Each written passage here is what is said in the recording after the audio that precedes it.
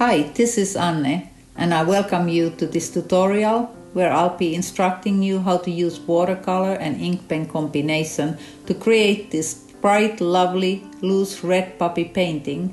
So let's get started and create something beautiful together. This is the picture I use as inspiration for the puppies. These are oriental red puppies that are just glowing in the sun. And I wanted to get a closer look on the shape of the leaves, as I will be painting those also in the bottom of the painting. You are now looking at the supply list, so take a screenshot of it for the future reference. The main things that you want to know is that I'm using a hot pressed cotton paper, 100% cotton paper, and I'm painting the whole painting with only one Chinese sumi brush. Paints that I use are by different manufacturers, and I use yellows, reds, greens, blues, and my favorite opera pink, as I so often use in many of my paintings. In the very end, I'll use 0.05 millimeter fine line ink pen. And here is the palette that I'll be using, and I'm gonna be spraying all the colors with a little bit of water. That's the way you wake them up, so they are ready to go when you need them. I think that's a very important habit to get into before you start any watercolor painting. And that is the brush that I'm using. It's a Chinese sumi brush by Dian Didi, weird name, but these brushes are really nice to work with. They come to a very fine point, and they keep a lot of pigment on them. And you can use them on their side to create flowers like this, and then also do very fine work as well. So I started out with this first flower, starting with the light color. I believe that this was just very watered down combination of cadmium red hue and cadmium yellow hue. If you want your flowers to have sun-kissed look, transparent look, you want to start with the watered down colors and light colors first. I usually add a little bit of yellow or put a yellow glaze on the lightest petals, so it looks like the sun is glowing in them. You saw me keeping the brush on its side and just kind of rolling around the brush when I was creating the lightest petals. And this gives the petals very natural shape, organic shape, and keeps it just more realistic and also interesting, the flowers, instead of stiff flowers that you've been trying to draw. The puppy on the left will open to the viewer, and you can see that I try to put darkness into the center of the flower. The puppy on the right is more on its side, and I'm creating now darkness to the back petals of the flower. While the puppies are still wet, I keep adding more pigment in them, and also wanting to make them a little bit larger. So I'll do this, as you can see. Here I go and I make the lower petal a little bit bigger here. This video is going slowly. In the beginning I wanted to show you these 3 puppies that I'm painting more in real time. You can see that I take my time, I wait for the pigment to dry a little bit, and then I go and I tap on them to get a little bit more of the glow of the sun and transparency in them.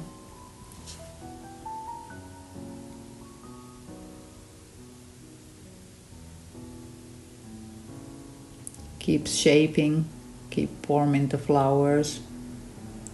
Then I take my opera pink color that I add into these flowers here and there, and this will create a lot of variety of color, and this variety of color is like candy for our eye. It makes the flowers really sweet to look at. The other thing that you definitely want to keep in mind as you are building the colors and the shapes of these flowers is that you keep the variety of values plentiful, which means that you're going to have dark colors and then the light colors, but also all the middle values and several of them in between. And this keeps your flowers really delicious and very, very interesting for the viewer. You might be asking right now that do I have some kind of light drawing on the paper that I'm following? I have noticed for me personally that I don't always need a drawing. I have an idea of composition in my head when I start painting, and I place the flowers according to my idea. And then I just start painting, and this gives me the opportunity to be really loose and very creative. I don't worry about having accidents happening or things are not going exactly perfectly. I can make a lot of corrections as I go, and I can just be very, very loose and creative in my process. I'm really visual person, so this just helps me with my paintings. Now, if you feel like you need to do some drawing a little bit, you can do the placements of the flowers and everything, but don't worry about too much being exactly within the lines of the drawing. Just let yourself be loose and have fun. And here I am going and starting my third flower. I had added a little bit of yellow on the flower on the left. That's going to be the center of the flower. But now I'm starting to build the third flower, going back and adding more and more darkness into the parts of the old flowers before they get totally dry. Also adding more of that pink rose color that I love so much, and that will pop up and give so much fun new color into these orange red flowers. All of a sudden they have a little bit of pink in them too, which makes it really sweet. And this third flower opens up to the viewer, and I'm leaving the center of it white, and adding now yellow in there, taking some of the yellow that I add there on the left away to lighten it up. I can make it a little bit more yellow for that left flower there on the top. By now you can see that I have maybe 10 different tones of reds and oranges and pinks on each of the flowers, and maybe in the natural or the photos in the nature you don't see so many colors in each flower, but as an artist, you have the permission to do whatever you want. You can add and you can make them more interesting that they actually are in the nature even. So just go for it and have fun when you are creating your flower paintings. Here I am putting the darkest of purple on my supply list, and I'm making the dark parts of the poppy. The center had those little dark stripes in there. If you looked at the reference photos, so I'm trying to recreate that similar poppy look like the reference photos that I had. So I want to make sure that they are pretty dry, especially the center part of the flower, where I go and I just tap those little tiny little purple marks so they don't start blending everywhere and making the flower totally just muddy. And I have waited enough long time to add this dark purple in it, but it won't go and spread everywhere. The flower is not anymore so wet.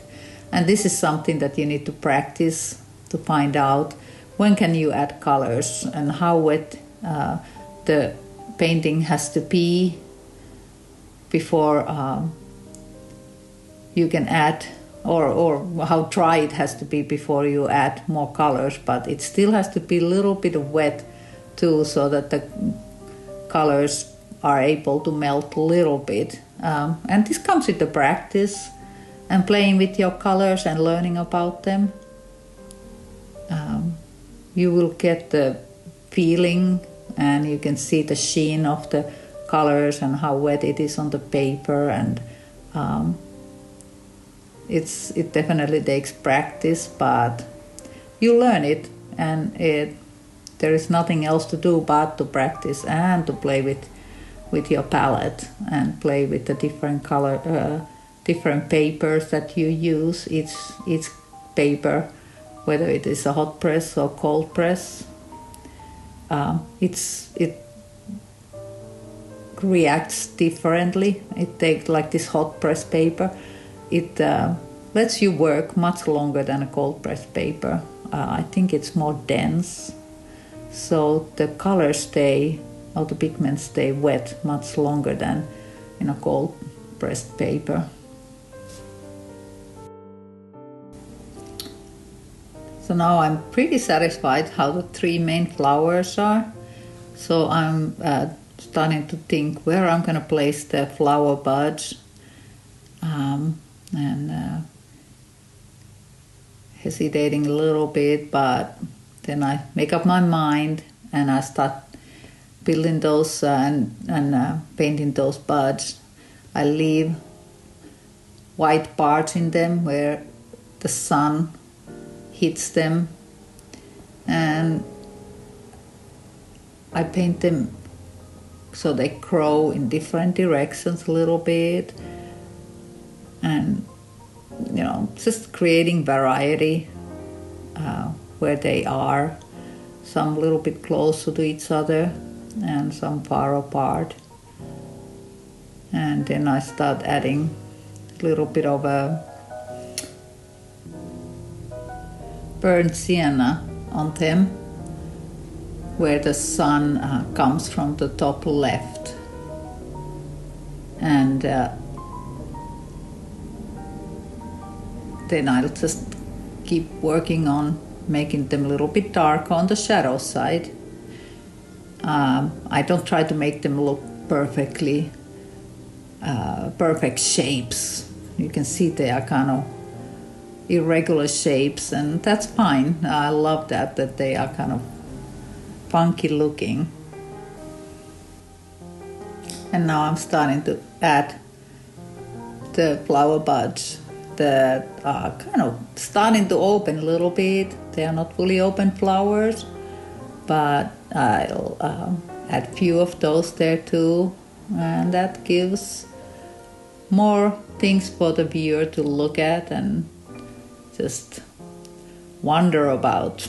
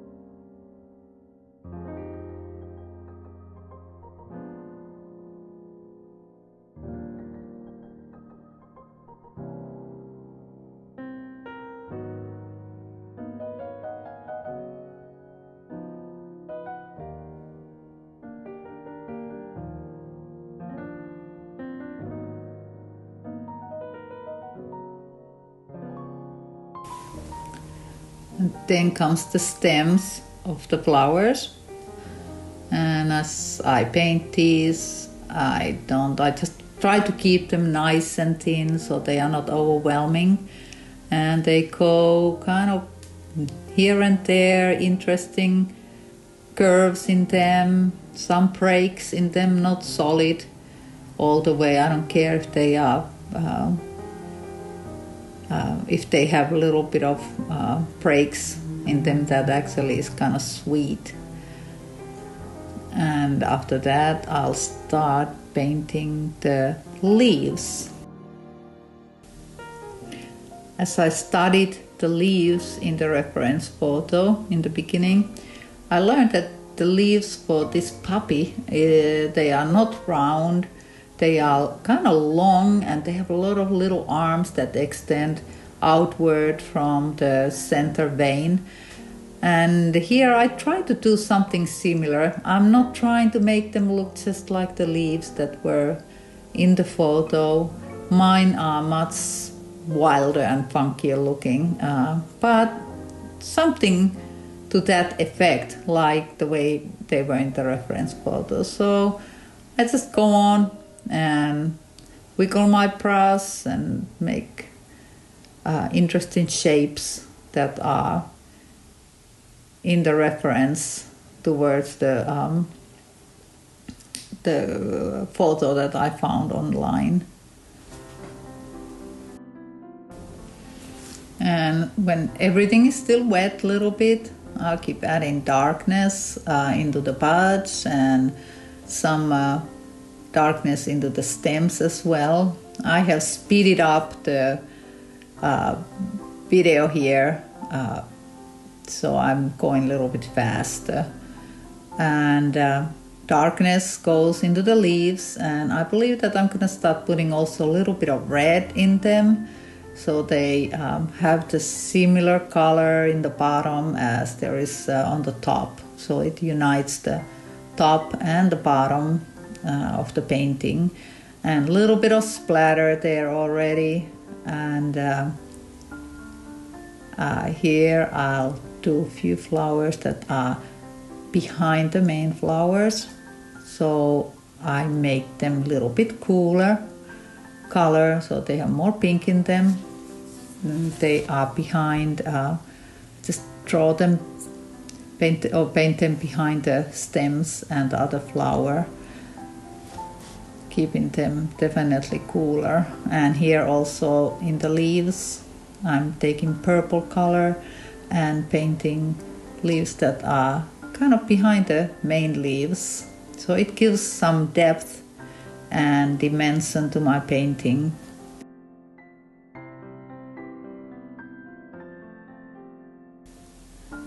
The flower in the back will have stem that is a little bit lighter color than the stems that are in the front. And then I'm deciding where to put another flower in the back. I'm just kind of hesitating, but there I go. And this is pinker, much pinker than the other flowers. And this will open up to the viewer. And it will have a yellow center in it. But the center also is going to be a little bit cooler yellow than the I think I used a lemon yellow in it.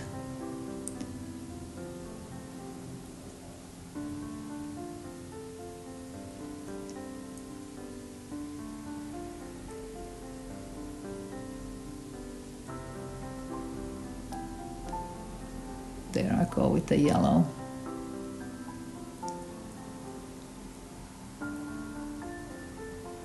A little bit less details in the back flowers and lighter purple color as well in there, and the stem is lighter. That gives all the dimension for the viewer to look at. They realize that these parts of the flower are in the back part or behind the other flowers. The bud here is also a lighter color, and that gives the illusion that it lives there behind the other buds and the flowers.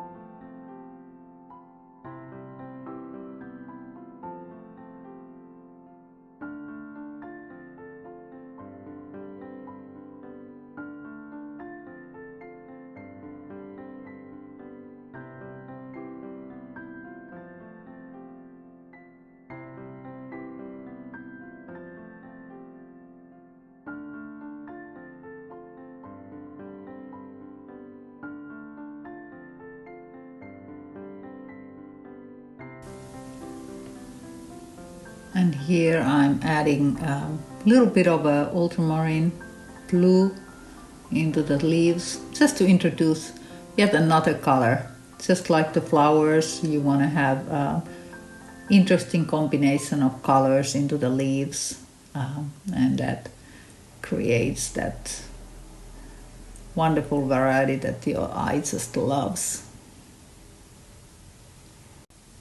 Now I have loaded my brush with pigment and I do the splatters. I try not to overdo it, just here and there, and still adding a little bit of darkness. The colors, when they dry much lighter in watercolor, so many times you end up having to go back and add color and make things darker, because otherwise it would just look too flat, the painting.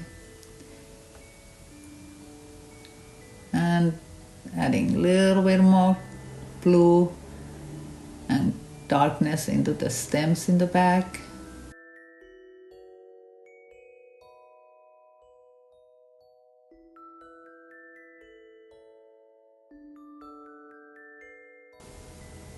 And here I use the hair dryer to make sure that that pink flower is dry before I go and work on the stems that go through the flower, so we don't get green color spreading into the pink and making it all muddy. A little bit more darkness here and there.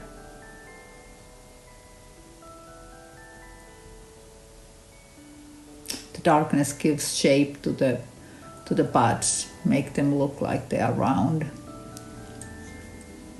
And splatter. I would like to get splatter also into the leaves and the flowers.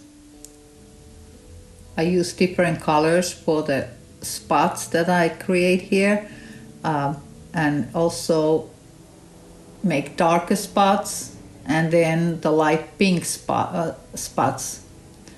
I'll go with my paper and take some of the color away. I like to keep them really light, the pink spots.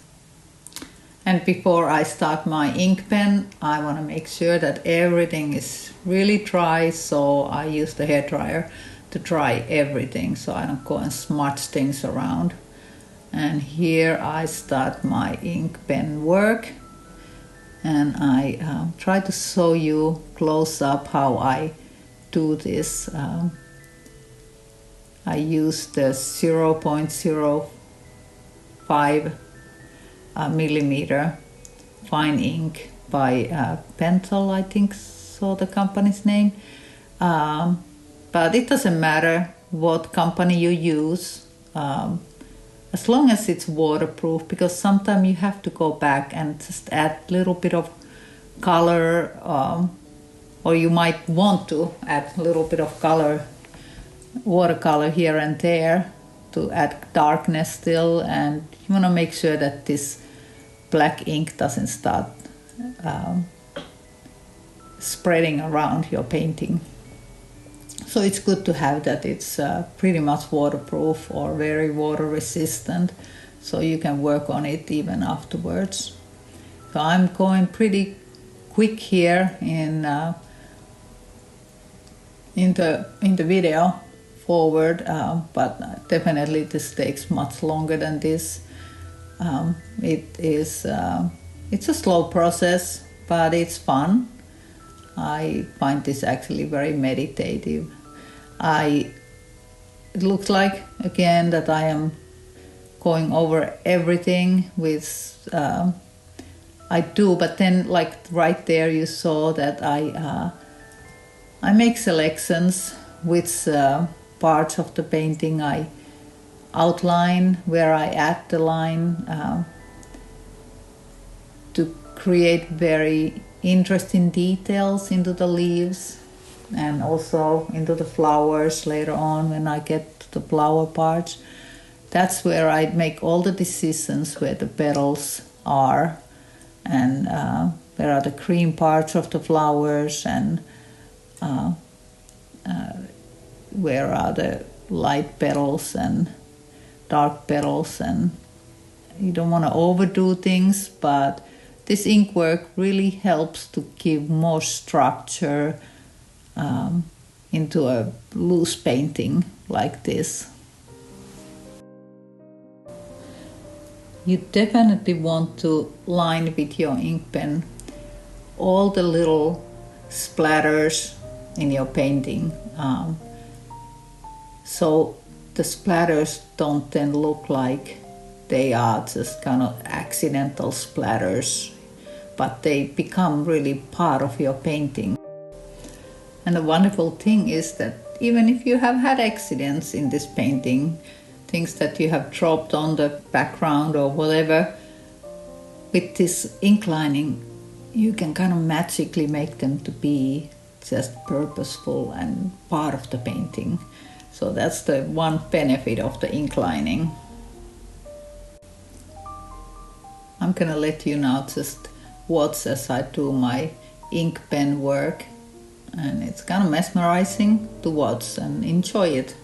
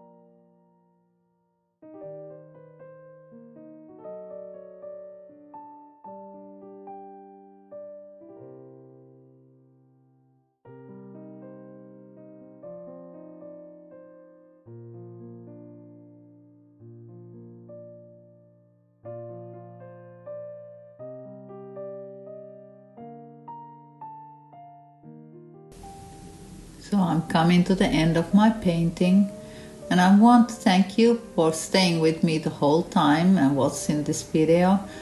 And I truly hope that this has been inspirational and instructional for you, and my wish is that you would go and try this technique with your painting. And please show your end result. Put it on my I have the group called Fun with Colors. You can join, you can post your paintings over there. I'd love to see how you did. And here I'll go and zoom in on all the details again. It turned out really beautiful, this painting, in my opinion. I'm very happy with it. So give it a try, and I hope to see you back again in the future with my other tutorials that I'll be making. Bye bye.